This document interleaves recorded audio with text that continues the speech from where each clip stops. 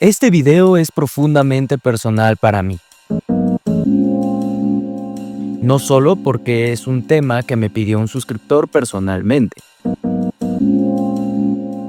sino también porque es un género que escucho muy seguido. Verán, una de las grandes ventajas y uno de los motivos por los cuales creo que este canal de YouTube ha funcionado tan bien es en parte porque soy bastante neutral y separo mucho lo que es el arte del artista. Esto se debe más que nada a que yo no escucho recurrentemente rap o hip hop. Y no me lo tomen a mal, me gusta este género y por supuesto que tengo artistas favoritos e incluso una lista de artistas de los cuales voy a hablar en 2025. Sin embargo, tengo que admitir que 2024 fue un año en donde lo escuché más que en cualquier otro año, específicamente por este canal, ya que habitualmente estoy escuchando jazz. Miren, yo nací y crecí en la Ciudad de México, una capital y una megalópolis, lo cual quiere decir que me ha tocado ver el caos de cerca, ver la entropía de una megalópolis. Y para mí, el jazz es lo más cercano a esa sensación.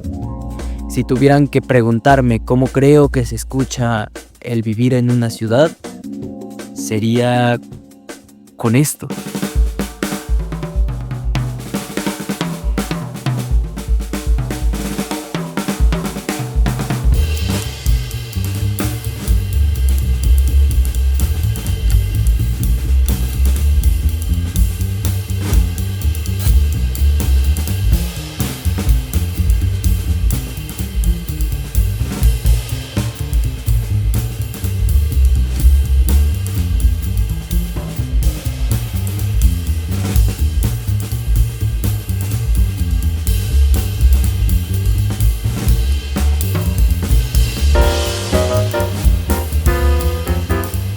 Esta canción que acaban de escuchar se llama The Way y es de Joaquin Kuhn and the French Trio.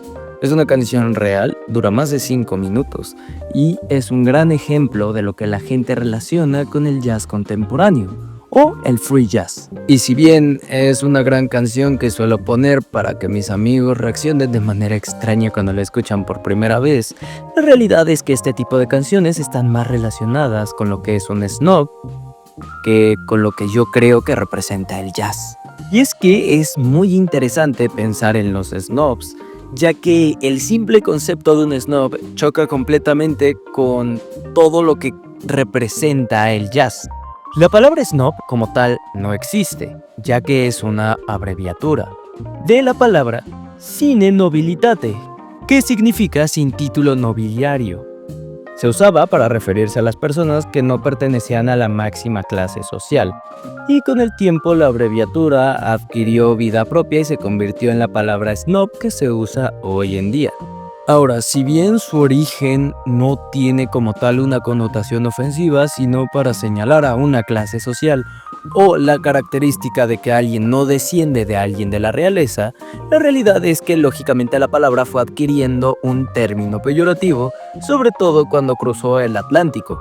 Pero curiosamente no fueron los angloamericanos quienes lo usaron en contra de los británicos, fue al revés, y fue por la caricatura que están viendo hecha en 1820. La cual aparentemente es una parodia del abogado y miembro de la alta sociedad estadounidense Ward McAllister, en la cual este está señalando al tío Sam como un snob inglés del siglo XIX y diciendo que debería imitarlo o nunca sería un caballero. Ahora, para los que se perdieron en la explicación, la ironía o gracia de esto es que este Ward McAllister también es un snob en este contexto y está señalando a otro snob, con el afán de imitar a la alta sociedad británica que tenía distinción gracias a la realeza. Ahora, muy curiosamente, por esas épocas, el jazz estaba empezando a gestarse musicalmente en sus bases, específicamente a principios de 1800 y mediados, en estados de la Unión Americana como lo pueden ser Chicago, Nueva York y principalmente Nueva Orleans. Si bien me gustaría seguir contando cómo se desarrolló el jazz, la realidad es que es una historia demasiado larga y considero que necesita una serie de videos completa para hablar de cómo se desarrolló musical y culturalmente este género. Sin embargo, vamos a hacer un pequeño salto en el tiempo al siglo XX. Ya para este punto, muchos afroamericanos estaban experimentando lo que era vivir en sociedad de maneras mucho más dignas. La esclavitud se había abolido y se empezaba a lidiar ahora con el racismo de manera social. Y el jazz sería una gran herramienta, no solo para incluir en la sociedad a aquellos que no creían capaces de hacerlo, sino también como medio de expresión de las injusticias que se vivían. Aquí es donde se creó el jazz más clásico, el que se escucha en la mayoría de ejemplos cuando pensamos en este género de manera tradicional, siendo obviamente su mayor representante Louis Armstrong. La canción que están escuchando de fondo es esta, por si quieren guardarla en sea cual sea el app de música que usen. El hot jazz es muy interesante porque empezó en la parte más baja de la sociedad de los Estados Unidos de América y terminó siendo principalmente consumida por todos aquellos que pertenecían a una élite económica. Como tal, aquí es donde se podría señalar que la sátira del snob empezó a cobrar sentido. Y el jazz, escapando un poco de esta identidad, y muchos de los jazzistas ya no sintiéndose identificados con el público que los recibía y la desconexión que tenían con el público cotidiano al que culturalmente pertenecen, decidieron darle otra óptica al género. Ahora, el free jazz es probablemente el mayor ejemplo que tengamos de lo que es el jazz snob. Lo que escucha una persona que se ve más o menos así, o lo que escucharía una persona que se ve más o menos así. Y si bien actualmente es cierto, la realidad también es que, como tal, el free jazz ya estaba secuestrado por todos aquellos que se les podría considerar snobs. Verán, para los 50s y 60s, el jazz, a comparación de otros géneros, estaba sufriendo un momento bajo. Era parte de un nicho el cual básicamente hizo que el jazz sobreviviera. El rock and roll estaba en su auge y las personas del común denominador preferían escuchar a Elvis que a un saxofonista. Y esto terminó provocando que la comunidad del jazz se hiciera cada vez más cerrada, hermética y por tanto mucho más elitista, hasta llegar a este punto. Curiosamente, el free jazz surge como la respuesta urbana del hot jazz, una deconstrucción a un género que venía relacionado con aquellas élites y personas que eran de alta sociedad. La canción que están escuchando es justamente The Way, de Joaquin Kuhn.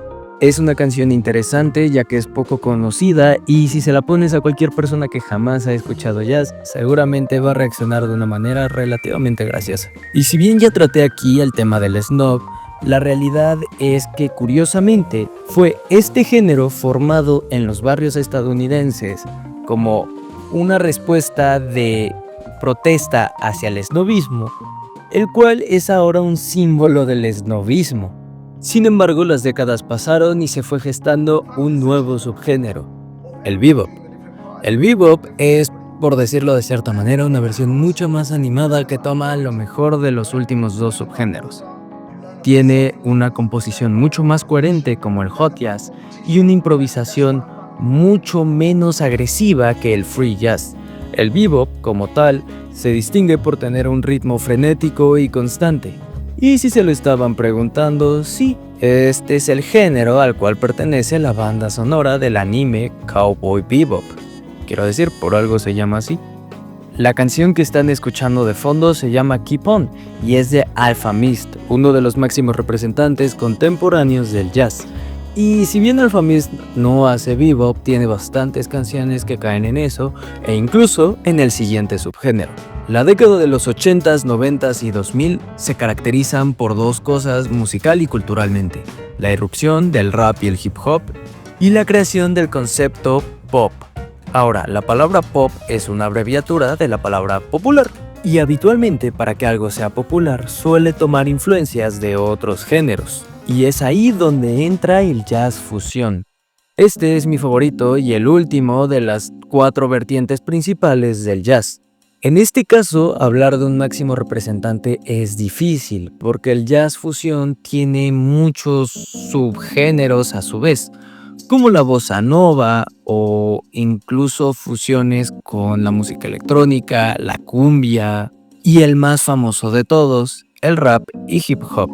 Uno de los grandes nombres de los que podríamos considerar jazzistas de fusión serían Berlois, Joao Gilberto. Sin embargo, la cara más visible y antigua que tenemos del jazz fusión es Miles Davis. Y si bien se le considera a Larry Coryell como el padre del jazz fusión, siendo pragmáticos, es algo que se sigue debatiendo, ya que si bien en los 60s su sonido era único y solo lo podríamos encapsular actualmente como jazz fusión, como tal no existía el jazz fusión. No fue hasta que existieron figuras como Miles Davis que el género del jazz fusión tomó forma y un nombre. Y sin embargo, para muchos el más famoso, incluyéndome, es Masayoshi Tanaka, alguien que llevó el jazz fusión al público mainstream, tanto en Japón como en el resto del mundo. Tan es así que este concierto y esta imagen se convirtieron en un momento histórico del género, ya que Tanaka hizo algo que ningún otro jazzista se había atrevido hasta el momento: romper con la imagen seria y formal que el género había construido poco a poco. Hasta ese momento el jazzista promedio se veía completamente diferente a Tanaka, mucho más formal, mucho más cuadrado y sobre todo mucho más bohemio. Era muy difícil encontrar un jazzista con un estilo despreocupado y agradable que tuviera este tipo de portadas. Y es que eso es lo realmente interesante del jazz. El jazz está hecho para gente ordinaria. Sin embargo, son los snobs y las personas elitistas quienes se ensañan en querer secuestrar a este género, que cada vez que tiene la oportunidad escapa y regresa a la gente a la cual pertenece, el común denominador. Gente como tú y como yo, que muchas veces está más preocupada por no perder la tarjeta del metro que la del banco, porque honestamente hay días en donde hay más dinero en la del metro que en la del banco. Y es que el jazz es un reflejo de la cotidianidad, de la vida urbana o de la vida en general.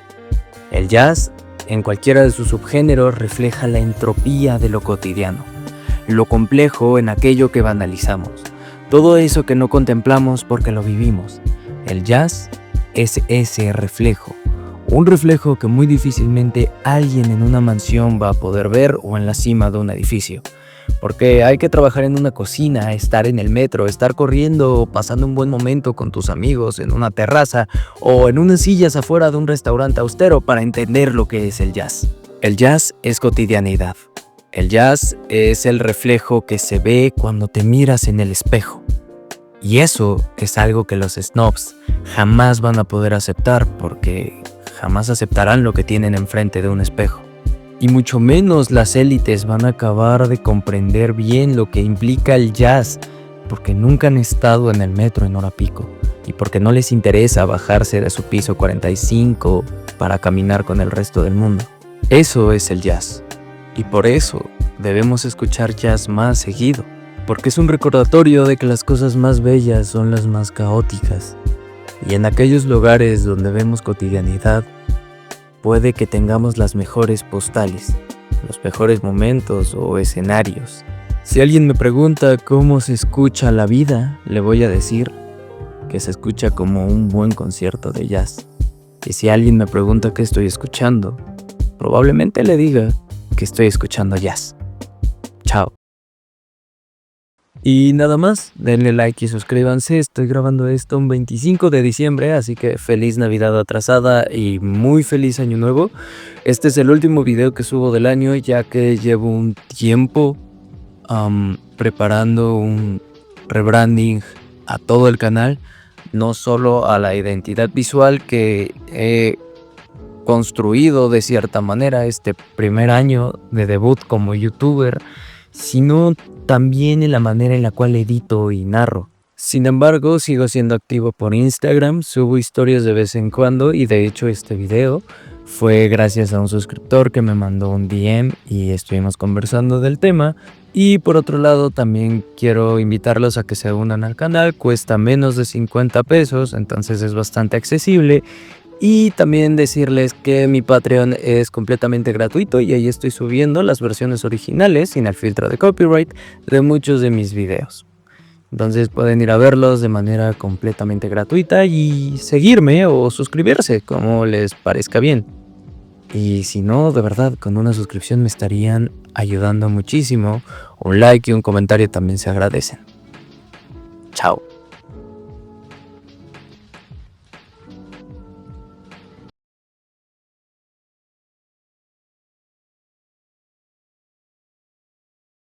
Feliz año nuevo. Los quiero.